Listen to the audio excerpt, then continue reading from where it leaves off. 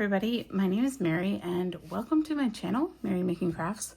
I feel like I need to welcome my own self back because it has been so long since I have filmed a whip and chat that I'm just going to throw this disclaimer out. Y'all are just going to have to forgive me because I think I'm going to be a little bit awkward. I don't know. It's been a really long time since I actually sat down and filmed one of these videos. I hesitated for like a long time trying to figure out how in the world am I just going to jump back into this world that I spent so long away from. And I finally just told myself, you know what? It's going to have to just be just like the way that you started making a channel, is just jumping into it and saying, let's go for it. So here I am back after, I don't know, at least 2 years since I've made a whip and chat, probably longer. It's probably been almost 3 years now. And yeah, my life has been such a whirlwind and it's really no excuse. It's easy to look back on and say like, wow, couldn't I have found the time? But sometimes when you're in it and you're just not feeling it too, like I feel like the passion wasn't there. I don't know. There were a lot of things going on. So I'm going to get into all of that while I'm diamond painting. But before I start, I just wanted to share like what I'm working on and show you the accessories and stuff that I'm using today. And then we're just going to jump into it. Okay. So first off, the painting that I'm working on today, while it is out of season, it is the middle of summer. It is July. What day is today? I don't even know. Like the 10th? It's the 10th. It's July 10th when I'm filming this. So it is the middle of summer, but you can never just get ready for fall too early, I guess. So I am working on this painting. This is one that I started quite literally almost 3 years ago. It's 2025 as of filming this. I am not proud of this fact.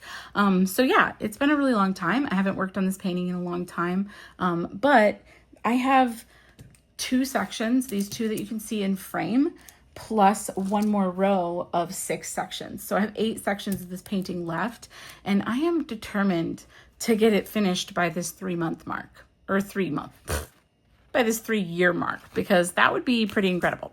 Anyway, so we'll see if that happens. As far as enhancements to this painting, I did include some crystal drills that you can see right here. These are some green crystals I had purchased. And then I also, on the boot of our little witch here, and this is, just so you know, this is the area that I'm working on right now, is like this area by her foot. So this whole part of the painting all the way to the left is all done. So I'm working on this, her boot, and like the area underneath her boot right now. But yeah, so in her boot, she had some stars and a moon, and I replaced those with a crystal as well. This little cover minder I'm using, this little witch hat, was from BellaArtDeNicole. I gotta try to drag my magnet underneath. There we go. Okay, I'm like, how do I do this again? It's hard when you haven't painted in a while to like get back into the swing of things. It's rough, y'all. Anyway, and then I have a little trash drill minder also from BellaArtDeNicole. And then I am using Carrot Cupcake, my own Mary Mud that was made, I don't know, many years ago, probably 2 years ago at this point, and then 2.5. And then these were the crystals that I had used. I have a bunch from DP with Sparklers, and then I have a few from Diamond Painting Drills, and these are the ones I ended up using because the color was right. So yeah. What else? My tray is from Cat Proof Diamond Painting Trays. I've been really liking this tray lately. I think it's the size, like it's kind of this like in between medium-y size. And then, yeah, Cat Proof trays, a lean boy.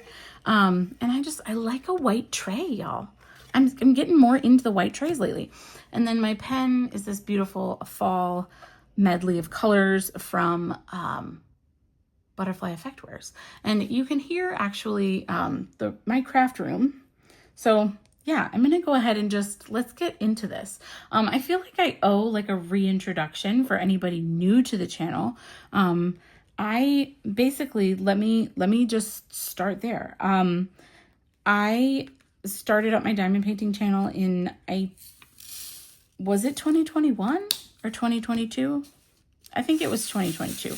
I started up my diamond painting channel in 2022, and by the end of that year, I had started making diamond painting putty under the name of Mary Mud, and I had an Etsy shop for a very long time. I say this in past tense because I really truly don't know when I'm opening back up. I want to be like crystal clear about that, and we will get into that. We're going to get into that eventually here in this talk today.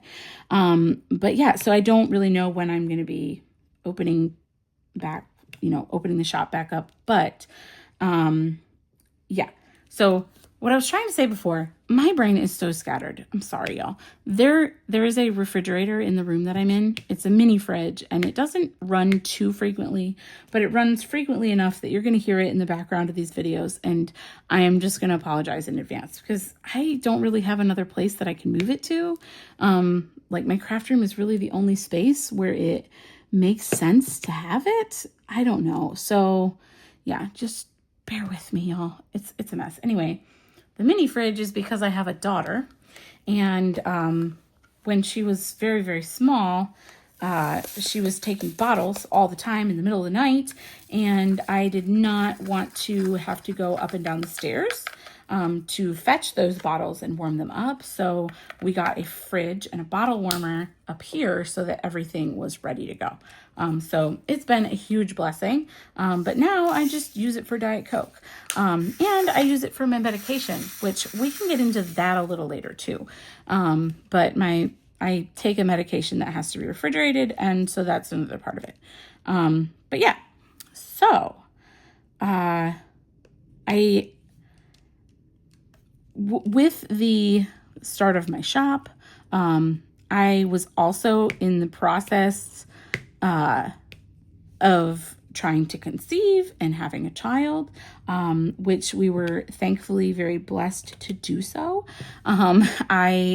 We had our little girl in December of 2023, and that is where I dropped off the face of the earth and haven't seen you guys since then. So here we are, 18 months later. My daughter is a healthy and thriving toddler, and I'm finally getting to the point where I'm starting to feel like myself again.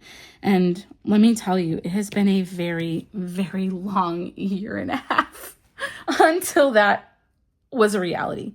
And it's been we had a really rough go of it. I'm going to just throw that out there. My postpartum mental health was not good. I'm like, what else? My postpartum mental health was very bad. And on top of that, my daughter ended up having quite a few issues, in her early infancy. And I figured I'd just kind of like go into detail about what that looked like for us, because it was kind of a mess. And then I figured I'd share like a shortened version too of like my birth story, and just kind of go from there and kind of try to explain where I've been for, the last year and a half, because it has really just, like I said, it's been a whirlwind, and we had a little bit of a rough go of it. I'm not going to lie. Like, I feel terrible that I feel like my daughter had kind of a rough start to life, and I had a rough start to motherhood. And let me just say, I vastly underestimated how difficult it would be. And like, for anybody out there who's younger and not a mom yourself, or just chose not to have kids, if your mom is still around, like, go give her a big thank you, because let me tell you, it's one of the biggest sacrifices I've ever made in my entire life. The most beautiful one, and I wouldn't trade it for the entire world. I love my daughter more than anything on the planet. She is my entire world, and she's asleep right now, by the way. So if she does start to freak out, we'll have to continue this conversation at a later date. But in the meantime, I will try to kind of explain, like I said, what that first year of life looked like for the both of us. And let me tell you, it wasn't easy. So I'll start with my birth. So I went in to the doctor's office for like a routine 37-week appointment. If you're not familiar with when babies are due, it's usually around the 40-week mark. So I was getting close. went in for, my routine checkup. I was doing like stress tests every week because they wanted to make sure the baby was okay, because I'm high risk between my age and my weight. And so that was part of the deal, is they wanted to just make sure that she was okay. So they were checking on me every week, and I feel like I had a lot more ultrasounds than the average person. But they did an ultrasound that day, and the ultrasound tech was just kind of living her life. And I'm like, hey, like, are you coming back in the room? What's going on? And I guess she left the room for a while, and I was clueless. I'm just sitting there. I'm thinking, like, she said the baby was fine. Like, she told me that when she was in the room with me. So I was like, all right, like, I wasn't too worried. And she's like, I need to call the doctor really quick, but I'll be right back. So she called the doctor, and she came back in the room and said, hey, we're admitting you today. And I'm going, excuse me, what? Like, what do you mean by admitting? And she's like, yeah, we're probably going to need to do an induction. And she said, I think it's baby day. And I was like, excuse me, what? So that was December 14th, in the morning, early morning. And I'm like, it's baby day. So I call my husband, because I had gotten to the point of telling my husband, like, don't come to all these appointments, because, like, I let him off the hook because he was missing so much work to come to these appointments. And for what? Like, it was kind of the same story every time. Baby was fine, all was good, until it wasn't. So yeah, I called my husband, and I was like, I think it's baby day, and I have no idea what's going on. I was panicking, but apparently I had what they call, like, low amniotic fluid. And when they did the ultrasound, they, like, couldn't find a pocket of amniotic fluid to measure. So, which can be a dangerous situation for the baby. And so they decided, since I wasn't, it wasn't technically, like, the baby was technically not going to be premature if we went ahead and had her, because I was right at the 37-week mark, that they would just go ahead and induce. I really did not want to have an induction, but, we don't get to plan these things. I think sometimes we're like, there's all this talk in the baby world of, like, having your birth plan and all this stuff. Like, you can have all the birth plans you want. It's not going to go how you plan it. Like, it just isn't. And so, I had made a lot of preparations for, like, what birth was going to look like, but having an induction was not on my list of things, like, that I wanted. And I had no intention of having like a voluntary induction. So in this case, it wasn't quite voluntary. I mean, I could have made the decision to not do that and wait to go into labor naturally, but I was too scared. Hindsight is 2020, because my induction was brutal. It was a very, very long process and a very painful process. My epidural did not work, and I was in labor for 44 hours. So from the time labor actually started, that's not the time I was in the hospital. I was in the hospital for quite a few hours before labor even started, but I was in labor for 44 hours. And it was the most painful 44 hours of my entire life. I did end up having her naturally and not have to have a C-section. There was a period in time where I was begging to have a C-section because I was in so much pain. They did not fix my epidural until the morning I had my daughter. So I had Natalie at like 12 o'clock noon, basically. And at 7 o'clock that morning was the first time my epidural actually worked. So for 44 hours I was in labor, and for 5 hours of that 44 hours is when I had my epidural actually working. So that was really brutal. Kudos to anybody who had a natural childbirth without any medical pain intervention, because I think I would have just passed out and died. Like, I don't, it was so awful. I was nearing the point of, like, I can't tolerate this anymore. But yeah, so I had my daughter at noon, and all was well. She was healthy. I was healthy. We made valiant attempts at breastfeeding, which did not work for me. So I don't want to get into all of the specifics, because there's just so much judgment in the world when it comes to how people feed their babies. It's absolutely wild. But I will say that my milk just never came in. We tried everything, pumping around the clock, all the things, the teas, the supplements, just everything, scheduled pumping, power pumping, all this crap, and none of it worked. So I ended up having to bottle feed my baby after a couple of weeks. And I think that was maybe the start of like my postpartum blues, because I felt like my body had failed me. Like my body had failed me in the sense that I had to have my daughter early. My body failed me in the sense that I did, like, my milk never came in. Like it was just a whole, and when your postpartum hormones are absolutely just raging, it feels like there's really not much you can do to like, there's nothing you can do to quell that. Like it is what it is. And I started seeing a therapist very shortly after I had Natalie, because I was in like, also it's an identity crisis mode too, where you're just like, I need to change my wax and my pen. So I'm going to do that, or my putty. But yeah, it's like this identity crisis mode where you're just like, how,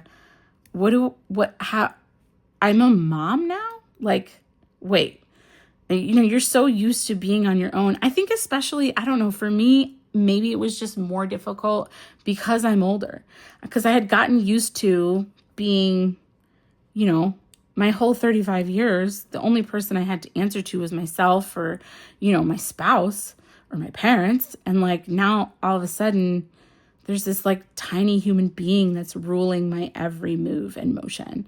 And that was a really hard thing for me to accept. Like, and as my postpartum hormones were raging, I remember a number of times, and like, I'm ashamed sometimes to admit this, but I think it's also really empowering to say, like, I thought I made a mistake. Like, and I say that in the past tense because I did think that, but I no longer think that. I just want to be clear. And like, I had a really hard time, I guess, with the idea of like the dichotomy of two things being able to be true at one time. That yes, I could love this like tiny being with every fiber of my being, and also think I have no idea how I'm going to do this. There's no way people do this, like I had a really hard time kind of understanding that like two things could be true at one time. Like both grieving my old life and then welcoming this beautiful new chapter, right? And so I don't know, I feel like I had a harder time than most.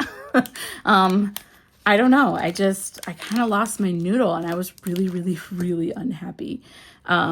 And I really, truly, I felt as though I had made a grave mistake, that I wasn't going to be fit to be a mom. Like, I was like, there's no way I can do this. And actually another thing I think that contributed to my milk not coming in and all of that stuff was, like right before we were leaving the hospital, I had mentioned to one of the nurses, I said, this baby looks yellow. Like, I think she has jaundice, or she's jaundice. And she's like, no, like, she's like, her bilirubin was a little bit high. Bilirubin, if you're not familiar, is like, I think it's like a liver enzyme maybe that's like put out by your liver, that if it gets too high, it can like cause brain damage. Like it's really serious. But the beauty of it is the treatment is non-invasive and very easy to do.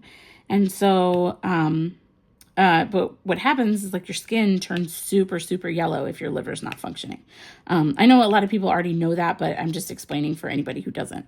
But anyway, so I said, this baby looks really jaundiced. Like, she looks really yellow. I'm nervous about this. Like, I don't love it. And she's like, oh no, that's normal. Her jaundice her bilirubin level was a little high, but it's nothing to be concerned about. The doctor's going to have you come back into the hospital tomorrow to get her foot pricked and to check it again. So to check the bilirubin levels, they have to take your tiny newborn daughter's itty bitty tiny foot and prick it with a needle. And, sorry, trigger warning. Probably said that too late, but and they prick, and they take a trash drill. They take a a sample of the blood, and then they test it and they let you know. So we had to keep going back to the hospital day after day after day to check this bilirubin level.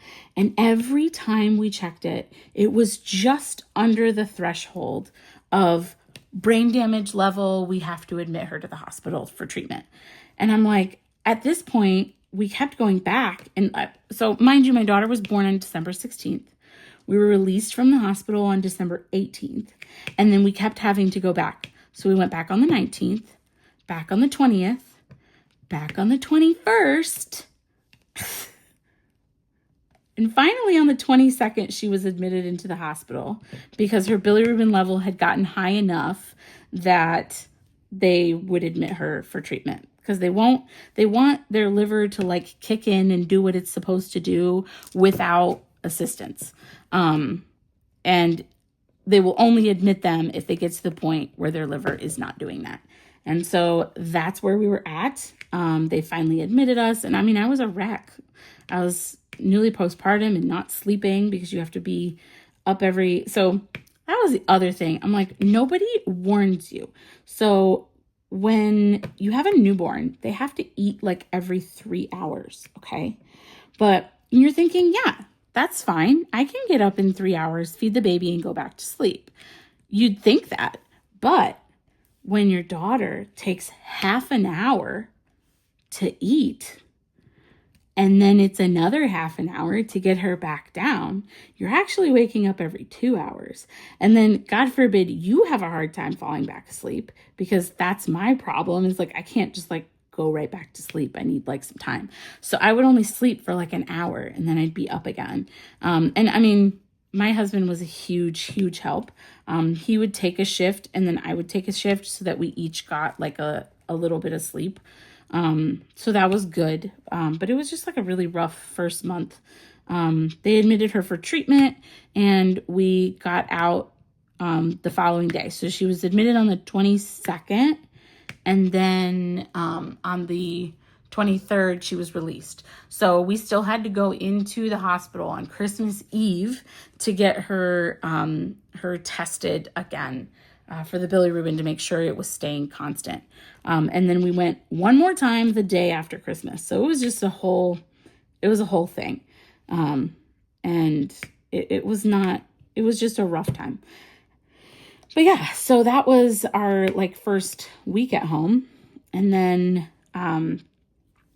Natalie was about a month old and she was doing really well. She seemed like a pretty happy baby. She was sleeping pretty well. She wasn't sleeping through the night, of course, but she was, doing well, feeding regularly. She took a long time to eat, but that was it.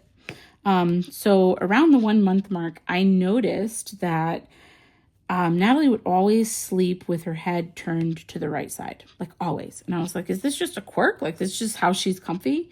And so I started looking it up and I realized there's this thing called torticollis. So torticollis is a congenital condition. I was like, disease is the wrong word. Congenital condition, you're born with it, where like one of your neck muscles is really, really tight. And it doesn't it basically hurts and it's painful for you to turn your neck, the opposite way, or to keep your head straight. And so, she, like I said, would only turn her head to the right. And I was like, oh, this is concerning. So I brought it up with her doctor and he was like, oh, it's probably just preference at this point, but we'll keep an eye on it for the next month. So we kept an eye on it for the next month. And at that point, at the 2 month mark, at her 2 month appointment, he referred her to physical therapy and confirmed she did in fact have torticollis. So mama's intuition, you know your kid and you see this thing happening and there's literally nothing I could do about it. It was painful to see and painful to watch. And as a result too, like whenever I would they encourage you to do like tummy time with babies. And I would try to put her on her tummy and she would just scream. Like she absolutely hated it because it was painful for her and she didn't like it. And it was just bad. It was bad all around. There was a lot of crying on everybody's part, mine included. And it was just bad. And so he referred her to a physical therapist. So we started going to physical therapy. I think it was like twice a week at first, and then they eventually went down to once a week. So we were having a physical therapy appointment every single week. And like with a baby, it's one of those things where it's like, I gotta pack her up in the car. We gotta go to this thing. I gotta walk through the hospital and go to the physical therapist's office. Like it was a big to-do every single time. She absolutely hated the car. So she would scream the whole way there. So that was fun too. I will say, like, it's so funny because I have a friend who has a daughter who is around Natalie's age, pretty much. She's like 3 weeks younger than Natalie. And, or two weeks younger than Natalie. Wow. So her daughter was a very easy baby. And like just really happy, didn't cry a lot. And Natalie was not an easy baby, in comparison. She cried all the time. We had a ton of feeding issues starting at month 2. She was not doing well with the cow's milk formula. I mentioned it to the doctor and he's like, oh, gas is normal. And I'm like, no, this child is so miserable. She was just like colicky. And I tried a few different formulas until I finally landed on, of all things, a goat's milk formula that ended up working really well for her. And she ended up using that for the rest of infancy. Like it was, thank God for goats. I'll never look at goats the same way again. I love them so much. I do love a goat cheese and I love it even more now because they saved my life, and my baby's life. So I'm all for it. But yeah, so we started her on goat's milk and she did a lot better with that. But she was just like, I cannot tell you what a miserable baby she was. It was awful. And, like, I think she just genuinely hated being a baby. She hated it. And mom hated it too. It was awful. And so, and now that she's like in toddlerhood and she's, kind of becoming a little girl, like she's an absolute joy and she's a happy kid. And like, I'm having such a beautiful time getting to know her now. And it's just a night and day difference from how she was when she was a baby. And my friend who has a daughter who is the same age as Natalie had a very easy baby and is having a heck of a time in toddlerhood. So I think it just depends, easy baby, difficult toddler, maybe. Those of you who had children, if you remember, like you'll have to tell me, is that true? Like easy baby, harder toddler and vice versa? Hard baby, easy toddler? I don't know. But I paid my dues when Natalie was born because she was a rough baby. Like we just did not have a good time. Very cute and I loved her to death, but it was just hard. She was not happy. And yeah, so we'd go to physical therapy and then she'd scream through all of that too. It was brutal. Anyway, so like part of the, I guess, movement when you have kids, movement safety, to reduce SIDS is you're encouraged. SIDS is like sudden infant death syndrome. Again, trigger warnings. We don't want to talk about that, but to reduce the risk of SIDS, you are encouraged to lay your baby down on their back to sleep, which we did. She was on her back and swaddled. She was very happy in her swaddle. But she would sleep on her back, but because her head was always turned to the right, she developed a huge flat spot on the back of her head. And as you know, babies, when they're born, their skull is fairly soft, and it's kind of malleable. And because they have to fit through the birth canal. And then by a year old, their skull like hardens and fuses together to form like the whole thing. But when they're born, it's in multiple parts basically, so it can shift around. And yeah, so she developed a really big flat spot on the back of her head. And if you've ever seen a baby in a helmet, that is why. So there's a couple reasons flat spots can happen. Torticollis is a huge contributor. And then what they call like container syndrome. So like if a kid spends way too much time in like just a car seat all the time, or in like a baby swing all the time, or on their back all the time, and they never get tummy time and stuff like that, then sometimes they'll develop a flat spot right on the very back of their head. But Natalie's was on her right side because that is where she slept all the time. So if she would have turned her head, like it would have developed normally. So she ended up needing to have a helmet. So that was more appointments going back and forth to the helmet. The place was called Cranial Technologies, and they were wonderful. They did a great job with her.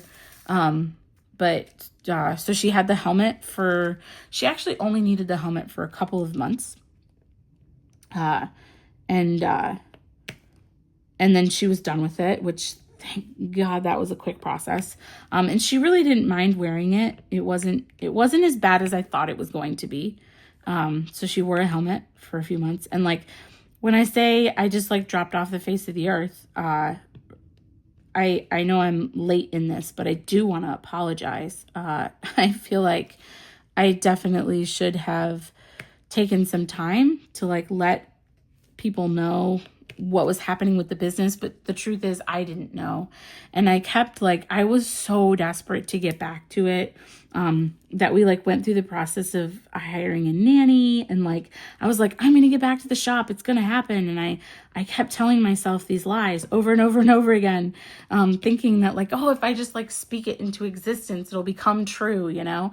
And it just didn't. Like I tried so hard, and it just, nothing ever really came to fruition. And we do have a nanny who is with us just a few hours a week part-time, but it really only gave me the break that I needed to like do a few things around the house.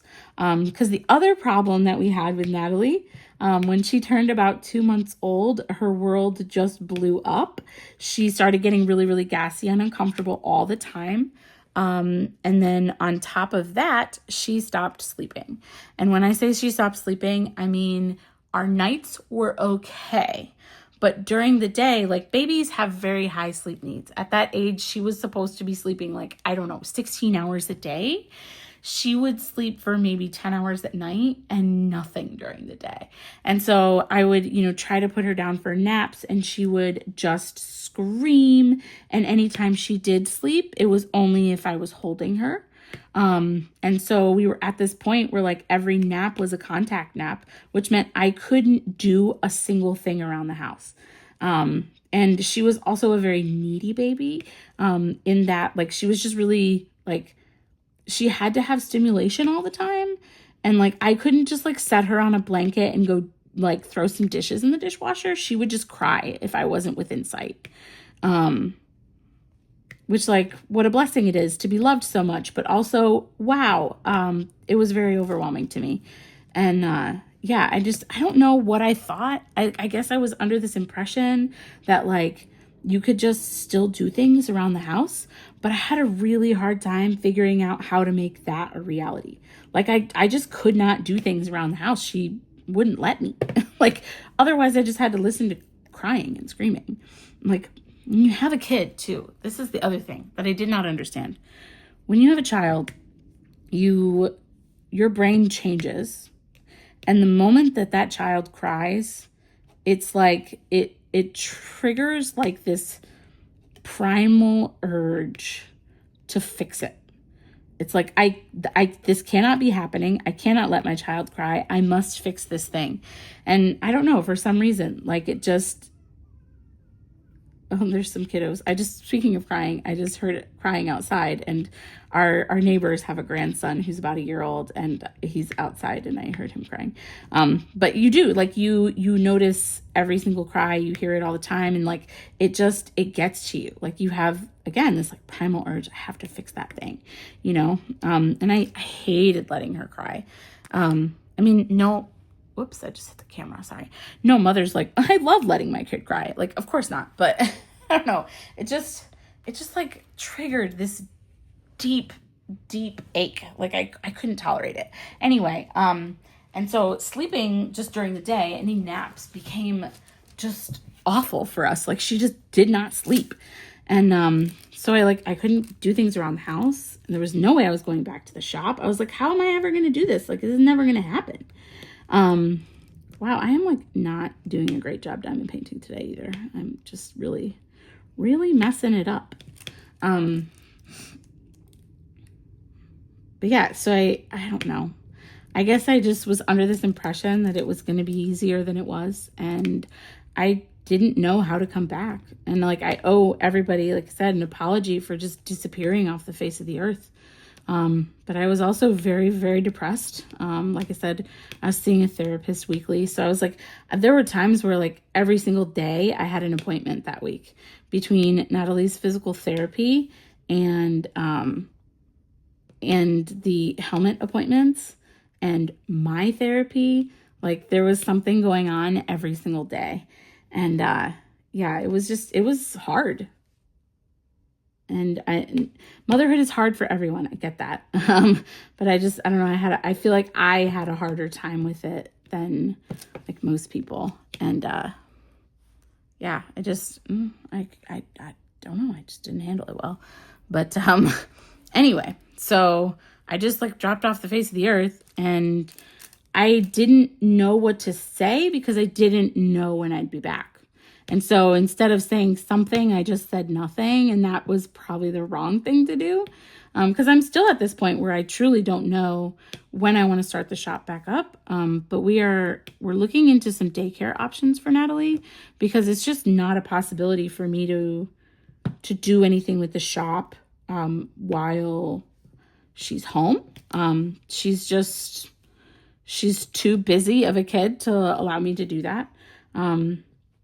With, like I said, with the nanny coming in, we found a really beautiful human who comes into our house a couple days a week just for a few hours to kind of watch after Natalie and give me a moment. And a lot of times I spent that time like prepping meals and going to the grocery store and trying to, trying to get dinners and stuff like that ready, and so we could eat real food on our table. Like it was just, that's what I ended up using those few hours a week for. And so I was like, because initially I was thinking, oh, like if she comes 10 hours a week, I can work on the shop. But I was like, I can't get anything done in 10 hours. Like I truly don't know how I functioned on so little sleep prior to having a kid. I don't know if it like changed my biology, but now I'm at this point where like I need my sleep. If I don't get it, I can't function.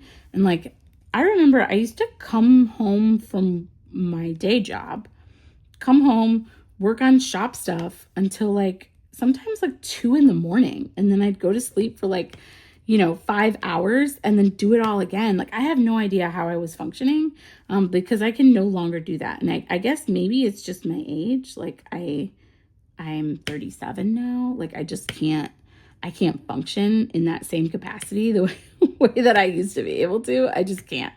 So yeah, I truly, do you ever look back and you're like, how did I do that thing? Like I have no idea how I did that. But I was doing it. I was running on fumes. And actually it was like when I had decided to quit my day job and work on the shop full time, that's when I finally got pregnant. And I think part of that was like my body like finally relaxing enough to be like, oh, I can breathe. Like I can handle this, I don't know.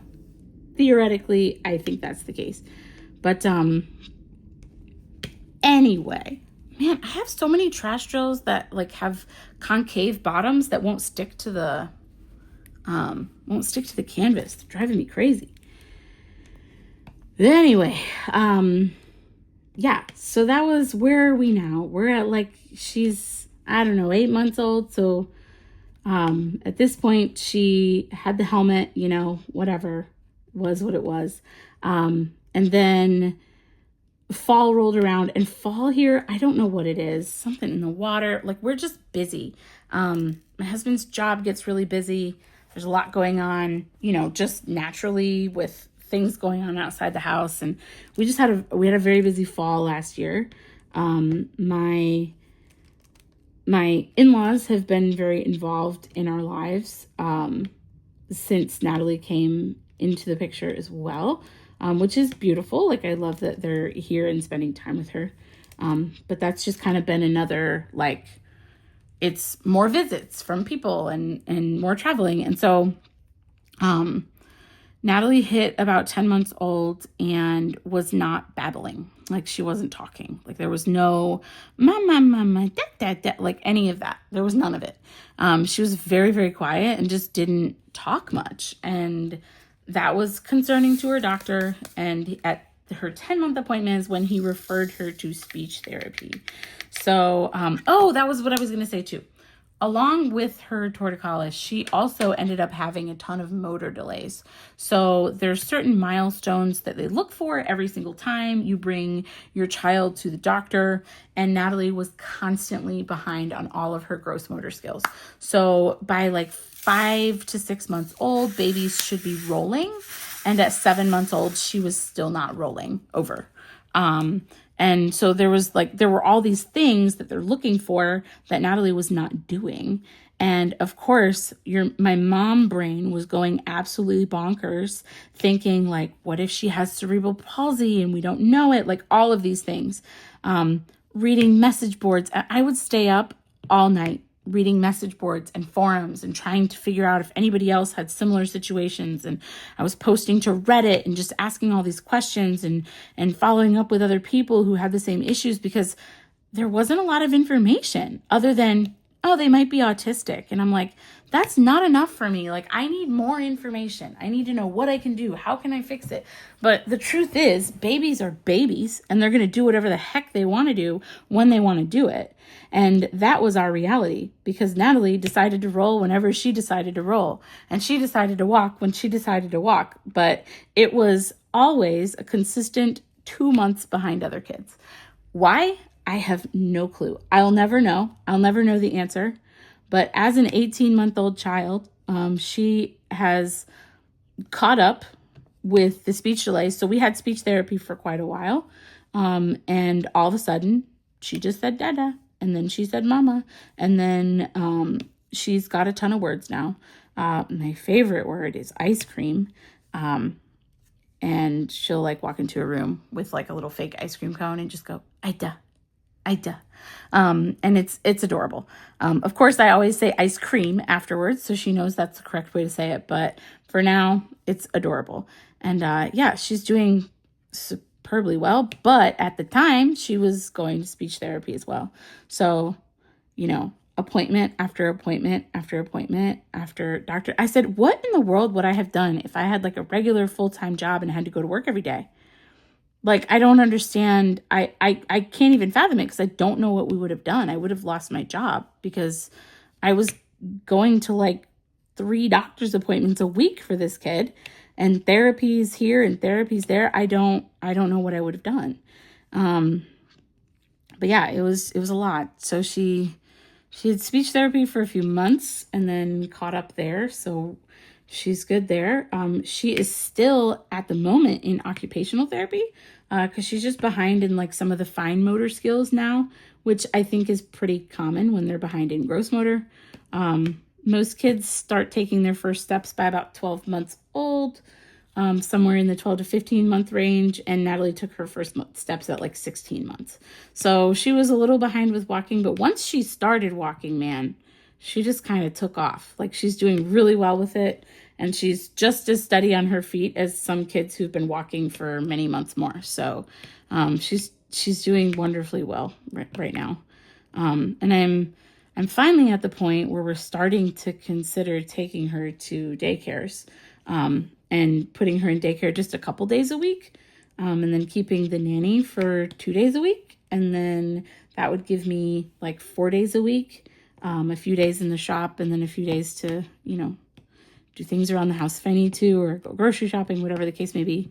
And then, the idea, my hope, I guess, at this point is to get back to the shop part-time and maybe do like 1 release a month. And it is what it is. that would be my ideal situation at this point, but I just don't quite know what that's going to look like yet. So stay tuned for that information. I want to get back to the shop desperately. I really do. But it's kind of just been one of those things. So actually, after the first of the year, so those of you who've been with me for a while know that in 2022, I lost my grandfather. It was like July of 22. And my grandmother was still around. And I say that in past tense because you can see where this is going. So in March of this year, we found out that my grandmother was sick. She had stomach cancer. They're kind of estimating it was like stage 3. And she was 89 years old. Yeah. 89 years old. And she refused treatment, and I don't blame her, because if I were 89 years old, I wouldn't want to go through chemo and stuff like that either, or surgery. And she was like, I'm done. I'm ready to go. I'm old. I'm giving up. Like, this is it. And so in March, we took my daughter to go see her one last time. It was a very sad visit, because she was pretty sick at that point too, by the time she found out too. But so we went to visit her. So that was kind of that. There was a huge emotional toll there. And in May, so where are we at now? We're in July. So yeah, in May, she passed away mid-May. And then we again had to take a trip up there for the funeral. But also because my grandfather had passed a few years prior, we also went through the process of like cleaning out all of her belongings. And we rented a van, went to upstate New York, and decided to, bring back what we could of hers, like things that I wanted. And I brought a lot of things back home, and it's kind of been a really beautiful, I guess, homage to her to be able to like use the same bowl that she used to teach me how to make meatballs for my family. So it's, I'm very glad we had the opportunity to go up there and for her to see Natalie. Natalie is my daughter's name, by the way. But for her to see Natalie one more time. And then, Natalie actually ended up staying here when we went to the funeral, with my in-laws, so that we could just focus on, the house clean out and stuff like that, and not have to worry about a little one running around. So that was a good move on our part to just keep her here for that. I also didn't want her to go to a funeral. I was like, that's weird. I don't want to bring her to a funeral that young. But yeah, so my grandma is resting with Jesus now, and I'm very grateful for the beautiful life she had, and for the beautiful family she had. I'm really grateful, because I wouldn't be who I am today without her strength and tenacity. She immigrated here during World War II from Italy. So it's just a really beautiful history. Her brothers came over here before they did, before her sisters and her, to establish a home for them and to make money. And like they worked really hard to make sure that their family had a beautiful life. So I'm very grateful for that. And I don't want to cry, so I'm going to stop talking about it. But yeah, so that also happened this year. And another thing that I'll share. So when Natalie was born, shortly after she was born, I was working also with some debilitating back pain. I mean, to the point where I could barely stand. I was in so much pain. And it was very similar. And if you've been around for a while, I started talking about pain in my lower back in 2022. And I went to a chiropractor for it. And I went to physical therapy. And it did help for a time. And I kind of noticed that whenever I would sit in one position, like for diamond painting or working on the shop, if I would sit in one position, that's when it would be painful. And so I'm like, man, Like, what is this? Like, why does it hurt to just sit in a chair? That doesn't feel normal.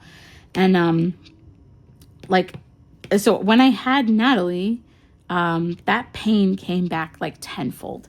And I mean, the crazy part is when I was pregnant, I was uncomfortable, but it wasn't this type of pain.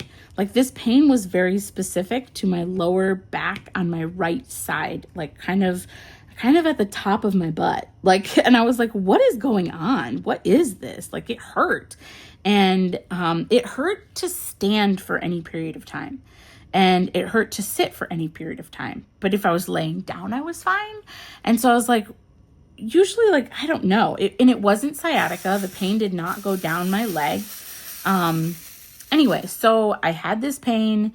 We chalked it up to like sacroiliac joint, your SI joint, which is where your like sacrum or your pelvis meets your back, like your spine. So there's a joint there, and if it gets inflamed, it's very uncomfortable. And we just like chalked everything up to that and called it a day. But I'm like, I still don't understand what's happening.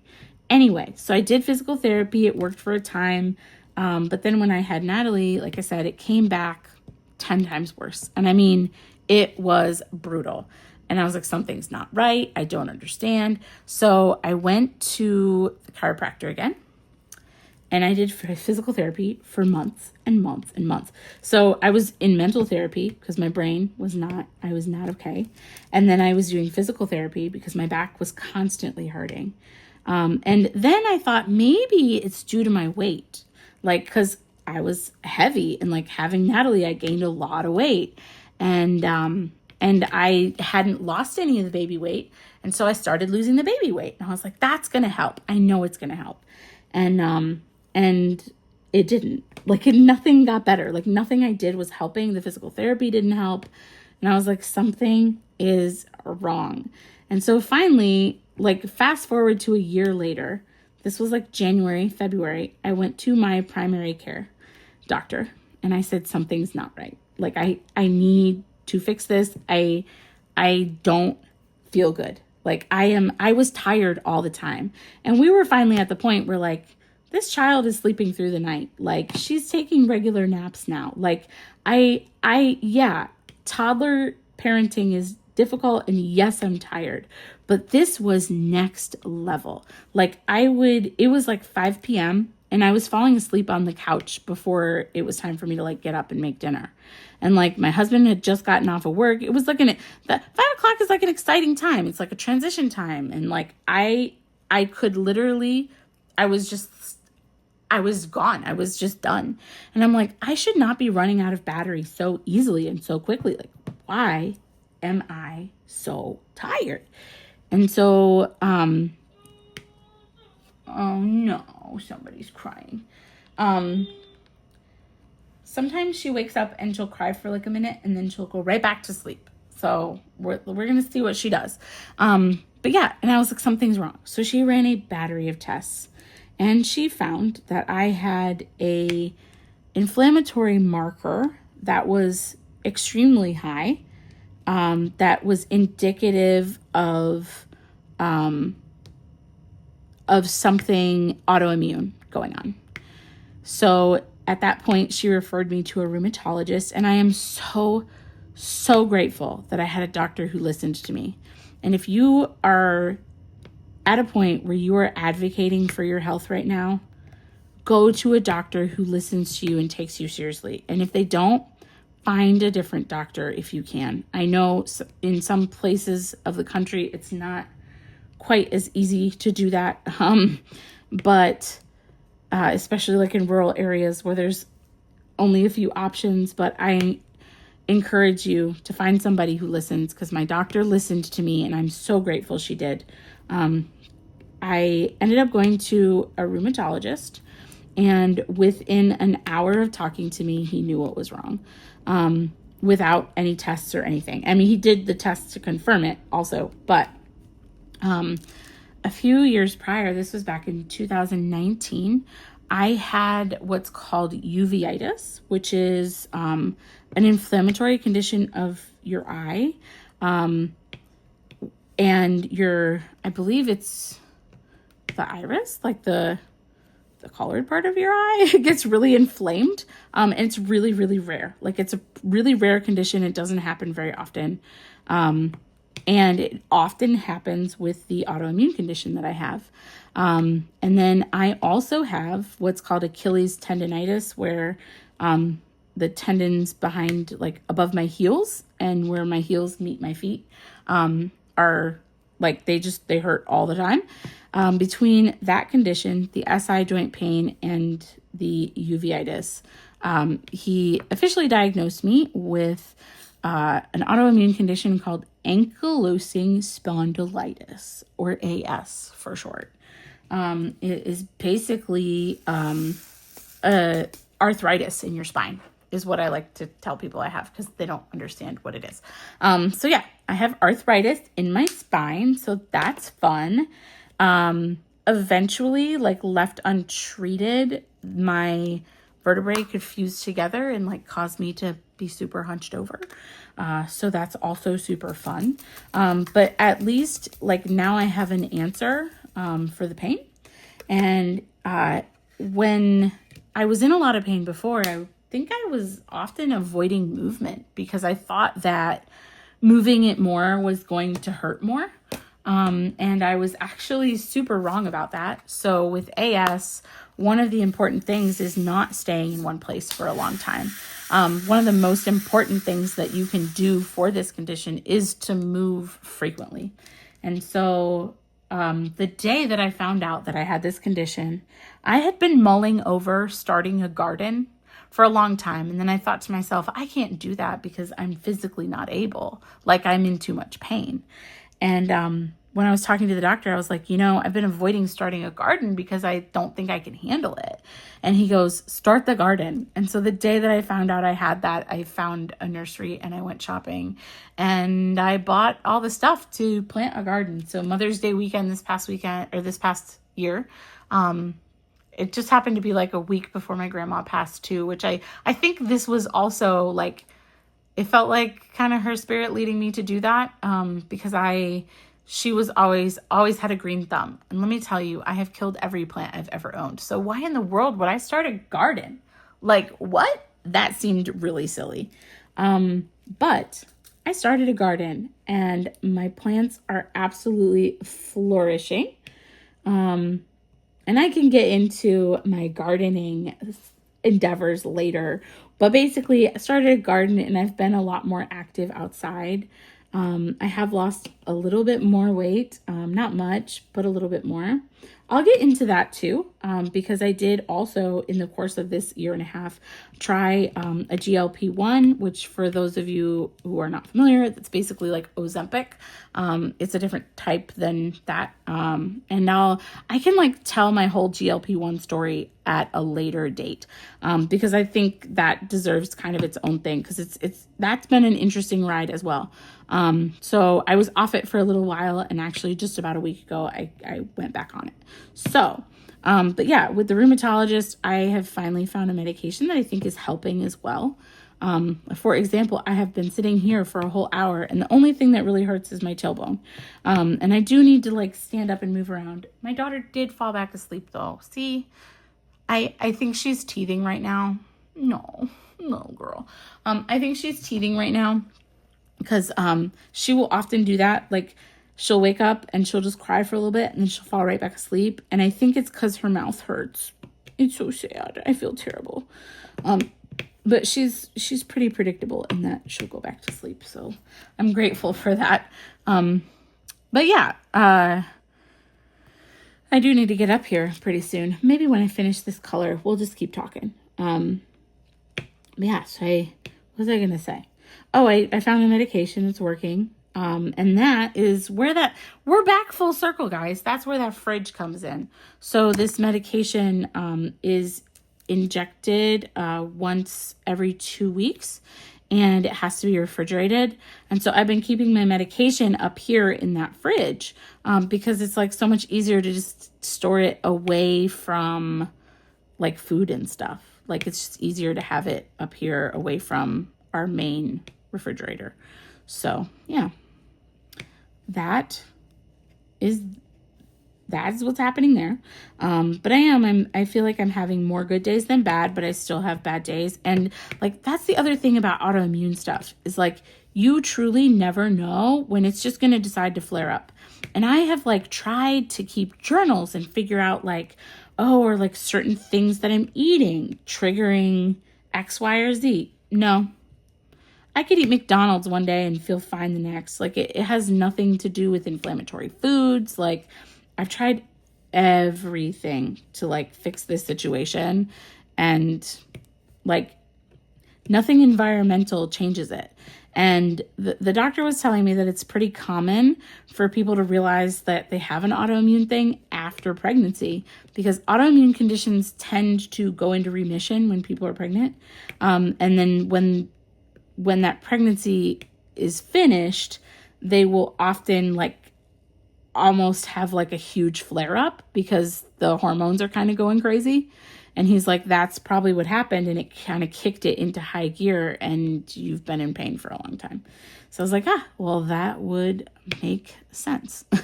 And so we think that's what happened. But, you know, again, the back pain's been going on for like 3 years. So it's not like it was just kind of all of a sudden. It was just like, oh, it came back after I had my daughter. And it came back bad. Because there's like a lot of pelvic involvement too when you have a child, because your whole pelvis, like, whoops, something just fell off my table. That was creepy. But your whole like pelvis has to like kind of stretch out to allow the baby to come through and then come back together. So when your pelvis is coming back together, things can kind of be unstable for a while. So that's where part of that pain was also coming from. But yeah, I don't think I'm going to be able to finish this color. I do have some packages downstairs that I need to open. So before Natalie wakes up, because some of it's like refrigerated things. I don't know. I'm trying Misfits Market for the first time, which I won't be trying it any longer because it was super expensive. I had a coupon, so it made it worth it. But like, y'all, it's Misfits Market. Have you heard of this concept? Okay, if you've never heard of Misfits Market, they sell things that like get rejected from normal grocery stores. So like if an apple is too big or too small or funny shaped, like normal, like grocers will deny those things, and Misfits Market sells those things. You would think that they would sell them for a cheaper price than the grocery stores since they're the rejects. No, dude, it's actually more expensive. Like, I'm sorry, but Aldi has the best deals on everything. And we have had to, like, I'm trying to be pretty strict with our budget right now because, you know, we're on one income and we have a child. So, like, hello. But, oh my goodness, it was expensive. I was like, why is this so costly? So, I don't think I'll be doing it again, but I have to go open my package and put stuff away so it doesn't go bad. I ordered like some meat and things like that too. So again, I had a coupon and that's what made it worth it, because otherwise, ain't no way. It was so expensive. But what was I going to say? I don't know. I'm never good at ending these things. Y'all know I like keep my goodbyes to like 10 minutes long. So I should probably try not to do that anymore. But then who would it be if it wasn't me to do that, right? Like, for you to think I'm wrapping up and then I'm not. I mean, you could just look at the length of this video and you know how much longer it's going to take me, because I don't. This glue dot is so sticky. I'm just using like regular glue dots in my pen. Like, where's it at? These things. These bad boys. In my single placer, I always use the glue dots, and then in my multi-placers where I use the putty. But this glue dot's so sticky and it keeps pulling out of my pen. It's driving me crazy. Anyway. I don't know. Where are we at here? I really would love to finish this color. It's just not going to happen. There's too many of them. And what else do I have to talk about? I mean, I could literally talk all day. You know this. I'm kind of just at that hour mark where I'm like, man, I've been talking for too long and I need a sip of Diet Coke. And I got to go unbox my stuff. So, okay. We're going to leave it at this and I will come back and finish this later. But yeah, here we go. We're getting there. I'm trying to work my way through this section. Browns are boring for me. I hate doing browns and like peachy tones. And this whole painting feels like it's been browns and peachy tones. So I'm kind of over it. But this painting is gonna get finished because I'm determined. And I've been trying, like, in the mornings, I've been trying to, like, if Natalie's asleep, I've been trying to work on it a little bit, but she doesn't really sleep very late. She only sleeps till like 7. So it only works if I'm up before her, which is hard to do. Yeah, anyway, so once she goes to bed at night, that's like my me time. That's when I try to work on stuff. But sometimes I also like to spend, 5 minutes with my husband as well. So we try to make it work. But all that to say, having a kid is hard, you guys. It's hard. But I say this all the time, but I wouldn't trade it for the world. But I do think, I think Natalie's ready for daycare, and we can that's another subject that we can kind of dive deeper into next time. But I would love to do more of these whip and chats, and get them up on the channel more frequently. I know I mentioned that before, but I've started to realize and take stock in what I'm spending time doing and what I'm not spending time doing. And I was spending way too much time playing stupid games on my phone. And I'm I could be using this energy to diamond paint and do the things that really, truly, actually bring me joy. And it brings me so much joy to sit and do this, even though it also expends energy. And so I'm realizing I definitely do not need to be playing these dumb games on my phone. I need to be working my way through this gigantic diamond painting stash that I have at home.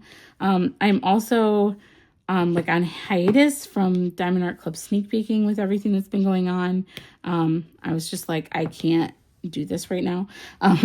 And they have been so kind to understand my situation, which is wonderful. So I'm hoping I can get back to that soon too, if they'll still have me. If not, I totally understand, because I definitely let them down, which really sucks, but it is what it is. Yeah, there's a lot going on, man. It's hard. Parenthood is hard. And I have a new view on anybody who has to do it, because it's a lot of work, but it's very rewarding too. So anyway, again, like I said before, I would love to get back to the shop, and my deepest apologies for just falling off the face of the earth and not knowing what to tell you guys, because I truly just didn't know myself. And it's been a very interesting year and a half of figuring out what's working and what's not. And also coming to terms with the fact that I think it'd be better for me and my family to put my daughter in daycare. Like I said, I think this is a topic for another day. Because it's such a loaded decision, and it's a really emotionally charged one, and one that where people cast a lot of judgment as well. So I want to tread that one delicately, but also have that discussion. Anyway, yeah. So I want to just end this on a positive note, that I'm really, really happy to be back. And I hope you enjoyed chilling with me for this whip and chat. I know I can kind of be long-winded, but I also had, a year and a half-ish worth of ground to cover. And I think I did it justice. Hopefully I did. And, yeah, I hope you can stick around with me to see what the future has in store. And I want to assure you that I did not make the decision to come back to YouTube lightly, that I decided that if I'm going to come back to YouTube, I'm coming back to YouTube, period.